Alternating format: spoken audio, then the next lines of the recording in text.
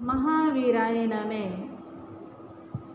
जय आत्म, जय आनंद, जय देवेंद्र, जय शिव, जय शशिकांता, जय सरिता, जय अजय, जय मंजुला। उपाध्याय भगवै श्री जितेंद्र गुरुवे नमः। गुरु कृपा से गुरु चरणों में रहकर ये तुच्छ बुद्धि जो भी स्वीकार कर पाई, कुछ आपके समक्ष रखने का प्रयास करूं। श्रमण भगवान महावीर स्वामी की पावन पवित्र आनंददायिनी कल्याणकारिणी वाणी,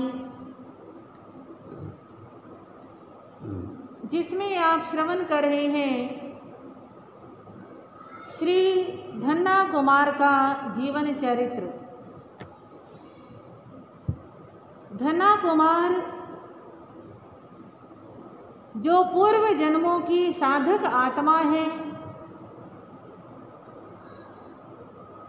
अखंड पुण्य अपने साथ लेकर के आए हैं। 3 भाइयों में सबसे छोटे नंबर पर उनका नाम आता है। 4 भाइयों और बड़े 3 भाई, उनका अपना पुण्य है और धन्य कुमार का अपना पुण्य है। किसी का कम, किसी का ज़्यादा, यही इस संसार के अंदर देखने में आता है। 3 भाइयों से ज़्यादा धन्ना कुमार का पुण्य है और पुण्य की वजह से रूप भी मिला है, गुण भी मिले हैं, शोहरत भी मिली है। जिसे देखो वही धन्य कुमार का गुणगान गाता मिलता है। और उनके 3 भाई, जिनसे ये सहन नहीं होता कि हम बड़े हैं, हमारा तो कोई नाम नहीं लेता, और धन्ना छोटा है तो भी सब उसके गुण गाते।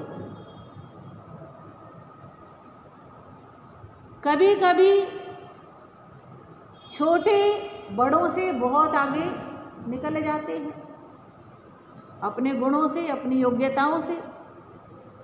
पर बड़ों के लिए भी इस बात का विचार होना चाहिए कि सबका अपना अपना पुण्य है, अपनी अपनी योग्यता है। हम किसी से गुण ले सकते हैं तो लें, और नहीं ले सकते तो कम से कम ईर्ष्या ना करें। इतनी समझ आ जाए तो इस संसार का रूप ही कुछ और हो जाए। ये समझ सबको आनी बड़ी मुश्किल है। वे 3 भाई ईर्ष्या करते हैं, पिताजी के पास आते हैं और कहते हैं हमारे भाग्य की, हमारी योग्यता की परीक्षा करो, क्योंकि जब तक परीक्षा नहीं ली जाती तब तक कैसे पता चलेगा कि कौन ज़्यादा भाग्यवान और कौन दुर्भागी है। परीक्षा हुई और उस परीक्षा में 3 भाई बुरी तरह से असफल हुए।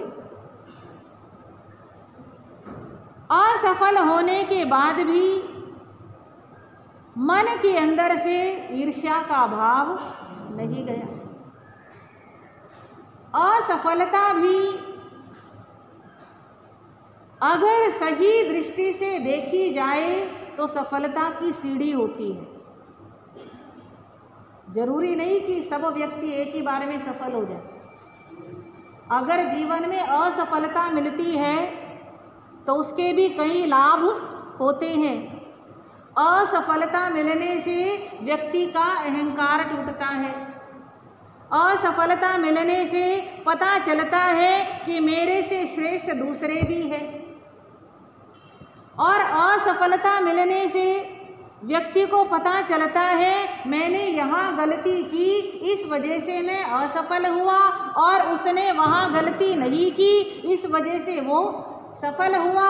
जिस गलती से मेरे को असफलता मिली, आगे मैं उसको ना दोहराऊं। अगर ऐसा विचार कर लेते हैं तो असफलता भी सफलता की ओर लेके जाती है।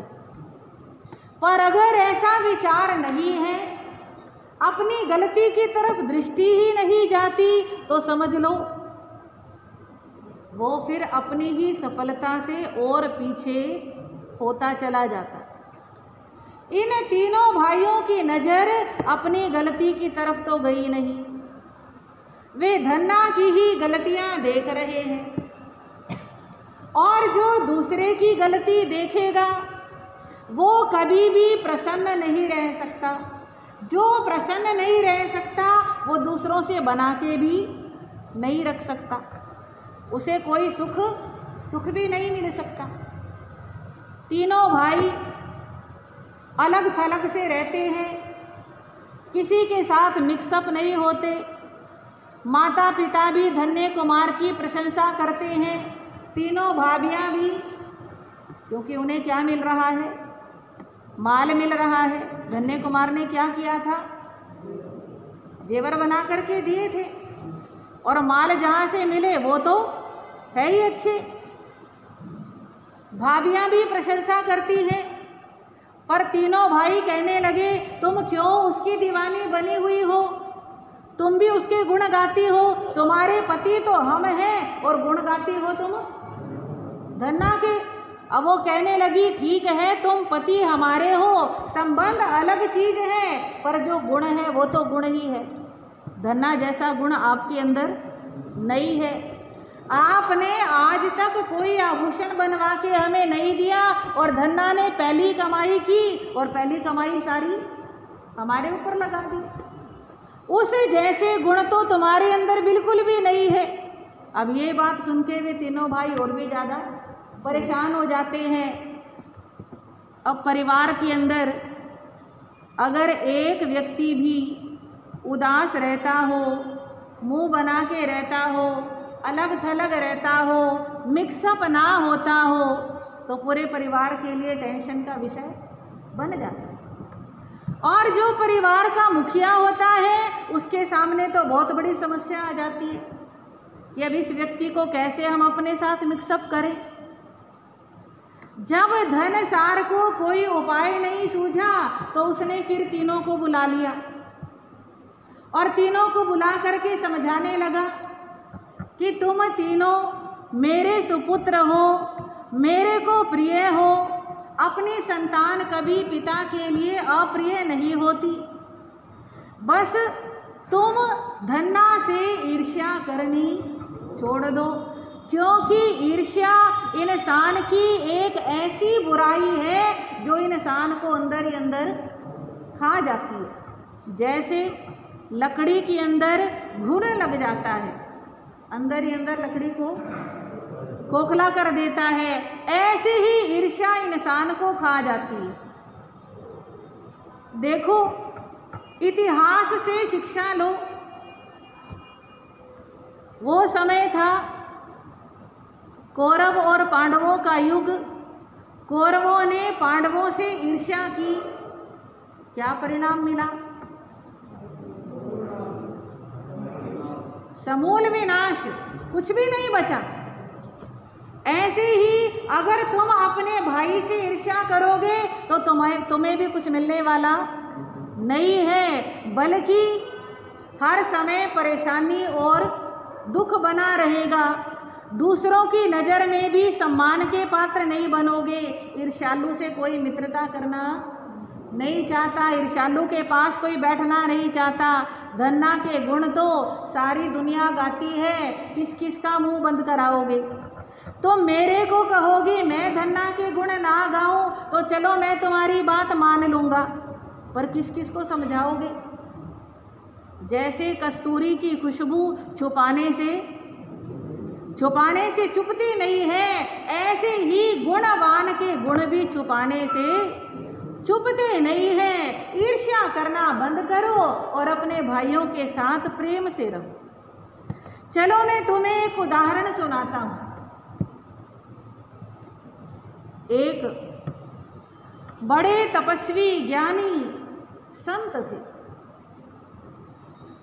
महीने महीने की तपस्या करते थे और एक दिन पारना करते थे, इतने तपस्वी थे।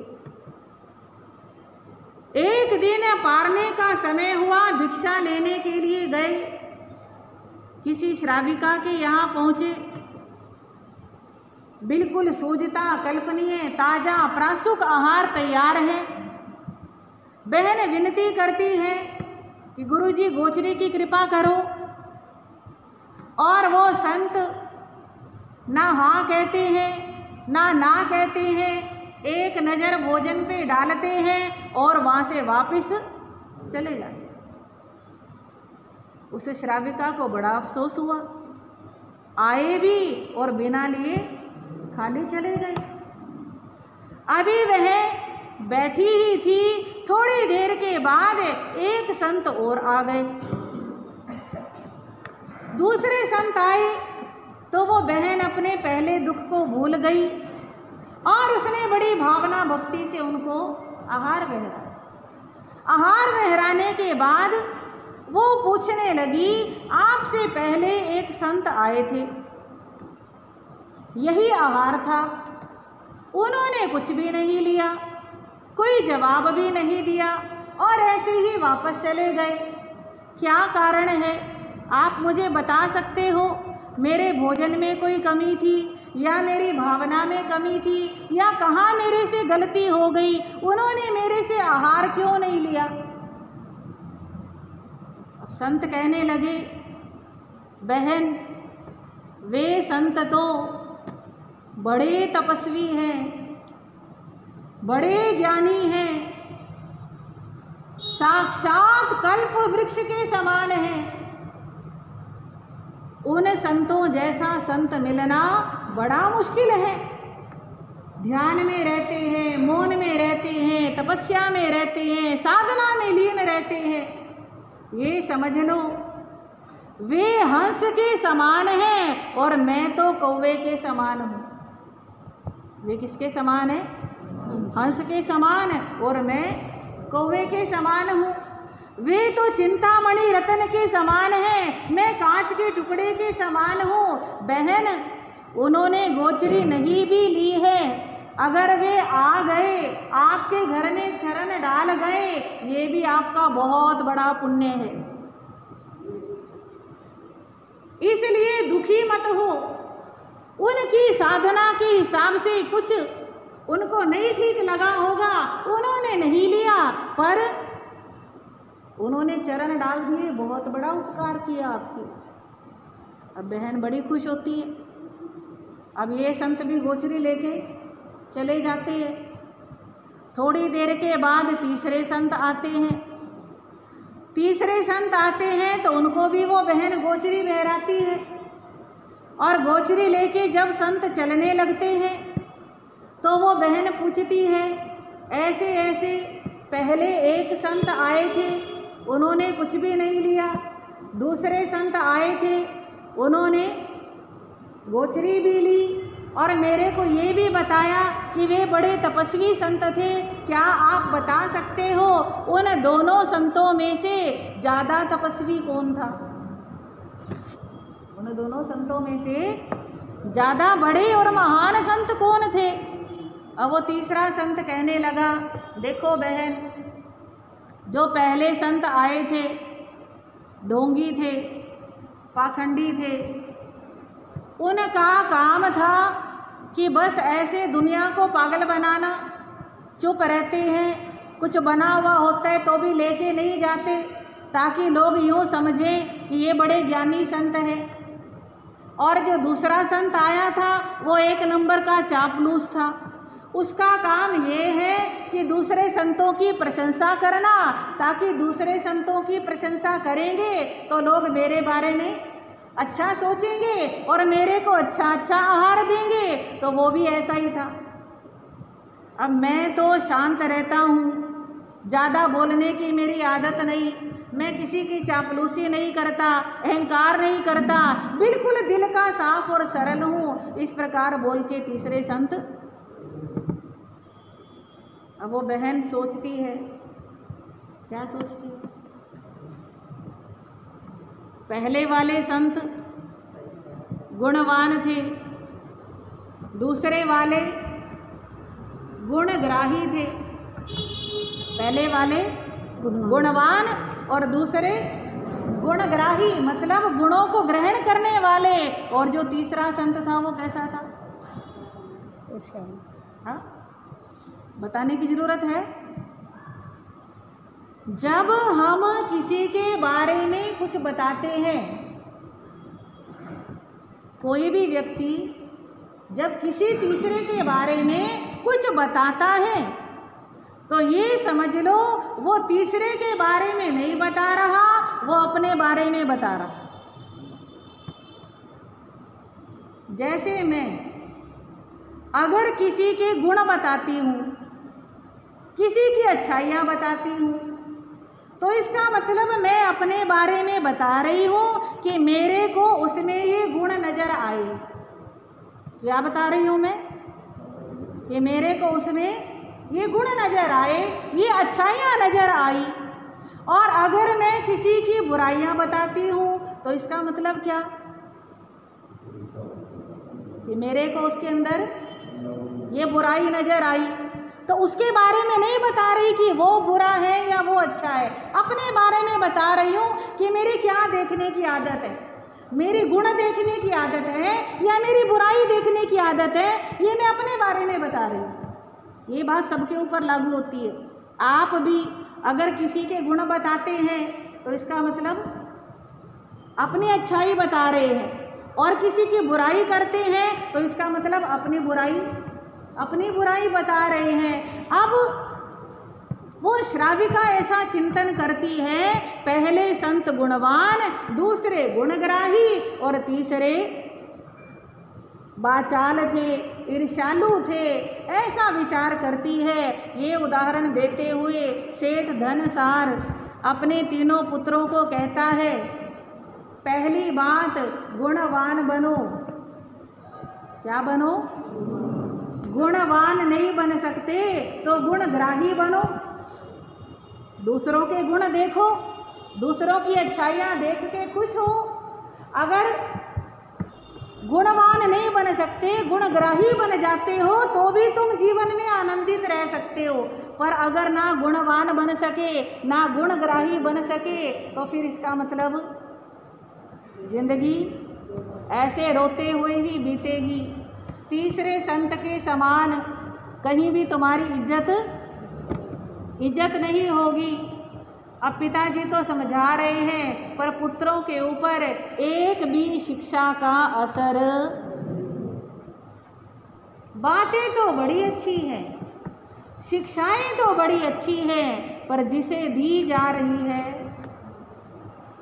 कहते हैं जिसे बुखार आ जाए उसे मीठा भोजन भी, हाँ जी, कड़वा लगता है।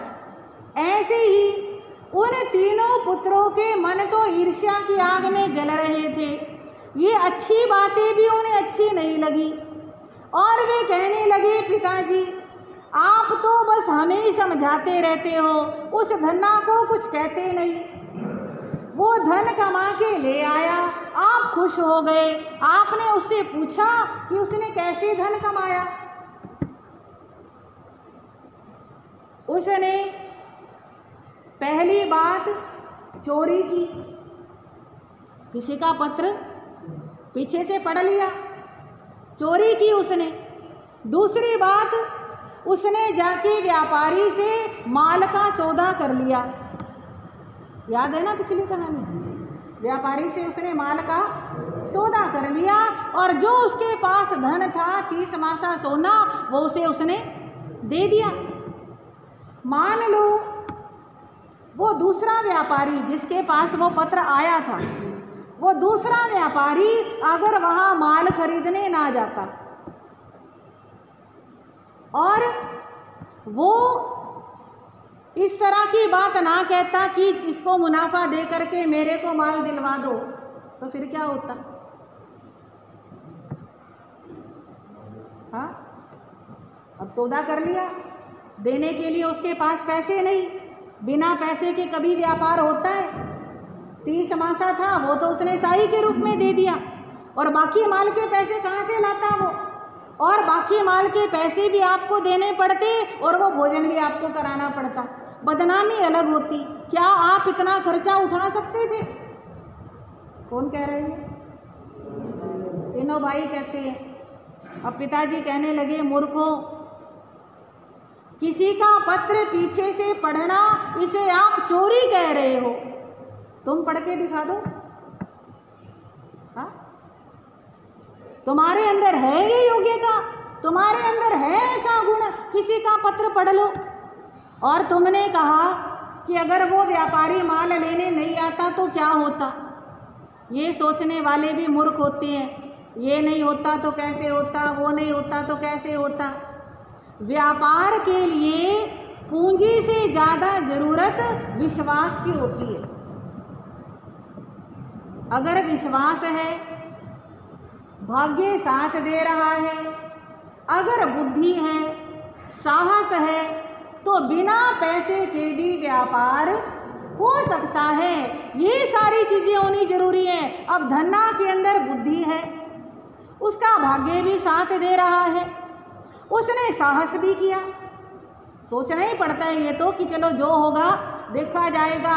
व्यापार में माल उधारा लेना भी पड़ता है, माल उधारा देना भी पड़ता है, रिस्क भी लेने पड़ते हैं और खतरे भी उठाने पड़ते हैं, सारा कुछ करना पड़ता है। और रिस्क लेना, खतरे उठाना, ये कोई साहसी व्यक्ति कर सकता है। उसने खतरा उठाया तो मुनाफा मिला, अगर खतरा नहीं उठाता तो मुनाफा कैसे मिलता उसे? उसके गुण भी तुम्हें बुराई नजर आ रहे हैं। अरे तुम्हें भी तो 30 मासा सोना मिला था, तुम करते, कुछ तो करते। 1 लाख मोहरे ना सही, कुछ तो कमा के लाते, तुम्हें मैं मान जाता। तुम तो बिल्कुल हार के वापस आ गए।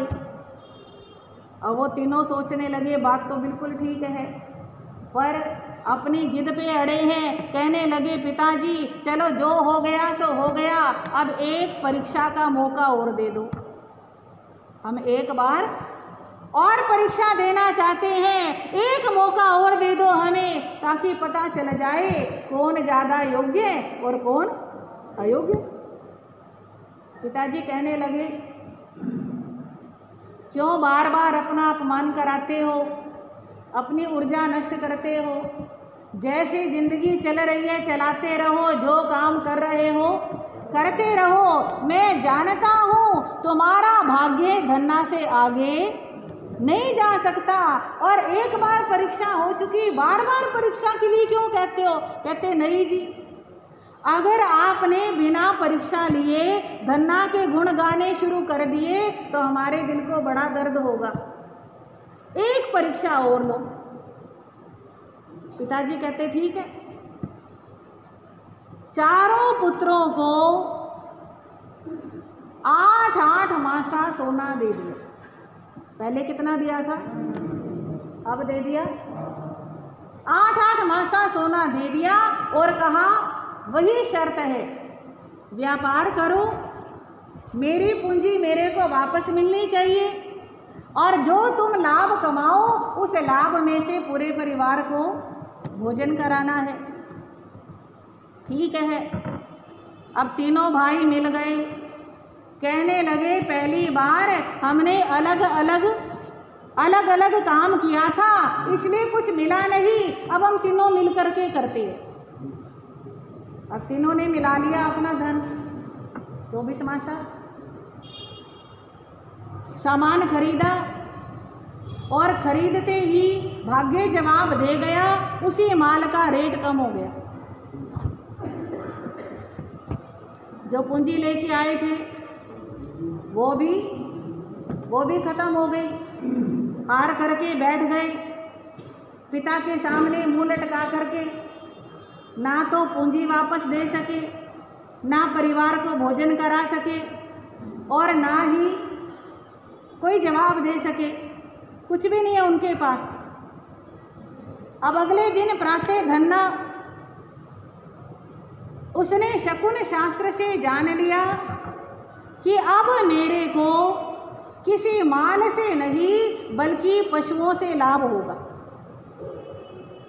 पशु पक्षियों से लाभ होने वाला है। ऐसा विचार करके शुभ शकुन देख करके वो पशुओं की मंडी की तरफ चला गया। अब वो तीनों भाई देख रहे हैं कि कहाँ जा रहे हैं, पशुओं की मंडी की तरफ। वहाँ इसका क्या काम, पर चलो देखते हैं क्या करता है। अब वो पूरी तहकीकात में लगे हैं, कहाँ कहाँ जा रहा है, क्या क्या कर रहा है।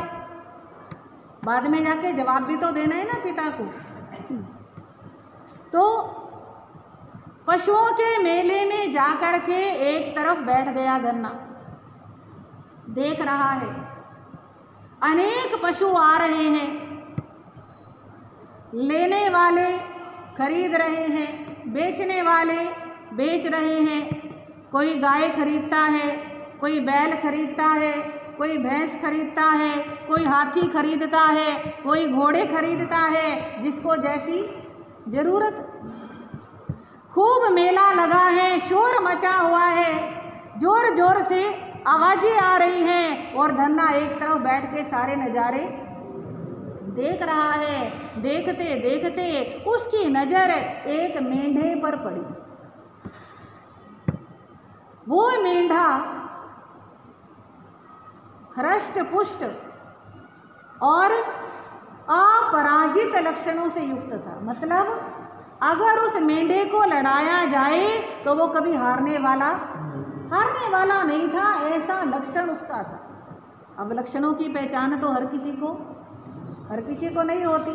अब 72 पुरुषों की 72 कलाएं तो सबको सिखाई जाती थी उस समय, पर कोई उन कलाओं को याद रखता है, कोई भूल जाता है, कोई प्रैक्टिकल करता है, कोई नहीं करता है। ये तो अपनी अपनी धारणा शक्ति की बात है। धन्ना ने पहचान लिया कि ये मेंढा बड़ा शुभ है और उसने उस मेंढे का मोल कर लिया। 8 में से 5 माह से सोना दे करके वो मेंढा खरीद लिया। अब और लोग देख रहे हैं, इतने बड़े सेठ का बेटा, और उसने खरीदा तो क्या, मेंढा खरीदा। भला मेंढा इसके किस काम का, पर कोई बात नहीं, जो लोग बोल रहे हैं बोलने दो। जिसने जो करना है उसने वो करना है। अपने पैसे, अपना माल, अपना लाभ, सब कुछ अपना है, तो दूसरे की तरफ क्या देखना। अब धन्ना उस मेंढे को ले करके चल पड़ा। वहाँ से आगे चलते चलते नगर के चौराहे पर पहुँचा। वहाँ पर बहुत सारी भीड़ लगी हुई। उस भीड़ के अंदर राजकुमार अरिमर्दन अपने मेंढे को किसी दूसरे मेंढे से लड़ा रहा। उन दिनों के अंदर ये भी एक मनोरंजन का साधन होता। मेंढे को मेंढे से लड़ाना, बैल को बैल से लड़ाना, जैसे कुश्तियां लड़ते हैं इंसान, ऐसे मनोरंजन के लिए, खेल के लिए। अब उस खेल के अंदर शर्त लग जाती थी, मेरा पशु जीत गया तो मेरे को मिलेगा और तेरा जीत गया तो मैं तेरे को दूंगा। ऐसे हार जीत होती थी। राजकुमार ने भी शर्त लगाई हुई थी, मेरा मेंढा जीत गया तो तू मेरे को 1 लाख मोहरे देगा और तेरा जीत गया तो मैं तेरे को 1 लाख मोहरे दूंगा। तो बड़ा मनोरंजन चल रहा था, सब बड़े ध्यान से देख रहे थे। और जिस समय जीत हार का फैसला होता था एकदम शोर मच जाता था। देख रहे हैं सभी ध्यान से। धन्ना भी वहां पे जाके खड़ा हो गया और देखते देखते राजकुमार का मेंढा हार गया। राजकुमार का मेंढा हारा। अब ये तो होता ही है, एक जीतेगा तो एक हारेगा। जीतने वाले की तो खुशी का ठिकाना नहीं और हारने वाले के दुख का ठिकाना नहीं। राजकुमार उदास हो गया। अब उदास हुआ तो धन्ना कुमार अपना मेंढा लेकर के राजकुमार के पास आए और आकर के कहने लगे, राजकुमार दुखी क्यों होते हो, परेशान होने की क्या बात है। वो वाला मेंढा हार गया तो कोई बात नहीं, ये मेरे पास मेंढा है और मैं इसकी गारंटी लेता हूँ, ये कभी भी हारेगा नहीं, ये हमेशा जीतेगा। तुम इस मेंढे को लड़ाओ और अगर ये जीत जाए तो वो जीत आपकी होगी, अगर हार गया वैसे तो हारेगा ही नहीं, पर मैं गारंटी लेता हूँ ये हार गया तो वो हार मेरी होगी। यानी हार गया तो पैसे मैं दूंगा और जीत गया तो इनाम आपको मिलेगा। जीत गया तो जीत आपकी और हार गया तो हार मेरी। और राजकुमार भी सोचता है कि चलो लगा के देखूं, ये भी एक तरह का जुआ होता है। हारने वाले के मन में रहता है एक दाम और लगा लूं, शायद मैं जीत ही जाऊं, और जीतने वाले को रहता है इतने जीत लिए और भी जीत लूं। तो दोनों तरफ लालच होता है। राजकुमार ने धन्ना के मेंढे को लगा दिया और शर्त लगा दी, इस बार अगर मैं जीत गया तो 2 लाख मोहरे लूँगा। और धन्ना के मेंढे से लड़वा दिया और धन्ना का मेंढा जीत गया तो 2 लाख मोहरे मिल गई। 2 लाख मोहरे लेकर राजकुमार धन्ना कुमार से कहने लगे, धन्ना कुमार आज से तुम मेरे मित्र हो, मेरी हार को तुमने जीत में बदला है और इतना मेरे को सम्मान दिलाया है, आज से तुम मेरे मित्र हो। और मित्रता के नाते ये 2 लाख जो मोहरे हैं ये तुम्हें अपने पास रखनी है। अगर तुम अपना मेंढा नहीं लाते तो मैं जीतने वाला नहीं था। वैसे भी ये धन तुम्हारा ही है, क्योंकि मेंढा तो तुम्हारा जीता है, इसलिए ये धन तुम्हारा है, ये धन तुम अपने पास रख लो। धन्ना कुमार कहने लगे, राजकुमार एक तरफ मेरे को मित्र बना रहे हो और दूसरी तरफ पैसे दे रहे हो मेरे को, ये क्या? ऐसे नहीं होता है, मित्रता के अंदर ये बात नहीं होती है। राजकुमार कहते हैं कि नहीं, अगर तुम मुझे देना चाहते हो तो ये मेंढा मुझे दे दो और 2 लाख मोहरे तुम ले लो। हो गई बातचीत, मित्रता भी हो गई राजकुमार से, 2 लाख मोहरों का हाँ जी लाभ भी हो गया और ले करके घर पे आ रहा है और पहले की तरह, पहले से भी ज़्यादा शानदार भोजन पूरे परिवार को कराता है और जितना धन बचता है सारा का सारा तीनों भाभीयों में बराबर बराबर बांट दिया। समझदार था, सोचता था अभी मेरा विवाह हुआ नहीं तो मैं धन अपने पास रख करके खतरा क्यों अपने पास रखूं, क्योंकि जहाँ धन होता है वहाँ खतरे ही होते हैं। और इस घर के अंदर तीनों भाभियाँ ही समझ लो नेता है, यही हमारे घर की लीडर है।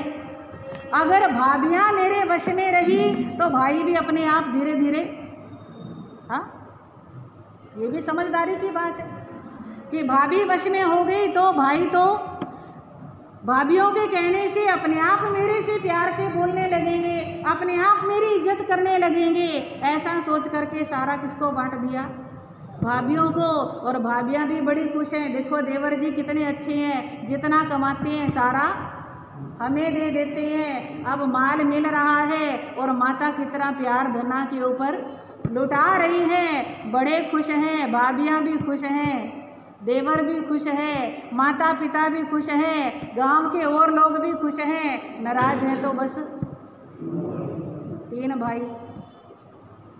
अब फिर वैसे ही मीटिंग होती है, पिताजी समझाते हैं तीनों को, पर वे समझने को तैयार नहीं होते हैं। कहने लगे पिताजी आप उसके इतने गुण गाते हो, इसी वजह से धन्ना कुमार इतना बिगड़ गया है, आप उसकी तरफ ध्यान नहीं देते।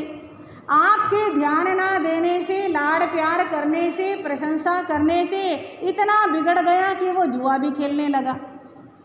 ये पैसा जो लाया है वो कैसे लाया? जुआ खेल करके लाया है। तो जुआ खेल करके धन कमाया तो क्या कमाया? इसने उसकी अपनी योग्यता तो अपना तो उसने कुछ नहीं किया, ये तो उसने जुआ खेला है। हम तो इस धन को पाप का धन मानते हैं। जो पाप का धन घर में आता है वो तो घर को क्या करता है, बर्बाद करता है। और पिताजी कहने लगे तुम्हारे अंदर से ईर्ष्या कैसे ख़त्म करूं, मेरे को समझ में नहीं आ रहा है। पर फिर भी पिताजी कुछ समझाने का प्रयास करते हैं। क्या प्रयास करते हैं और वे समझते हैं या नहीं समझते, ये सब आप आएंगे सुनेंगे, आपको आने से पता चलेगा।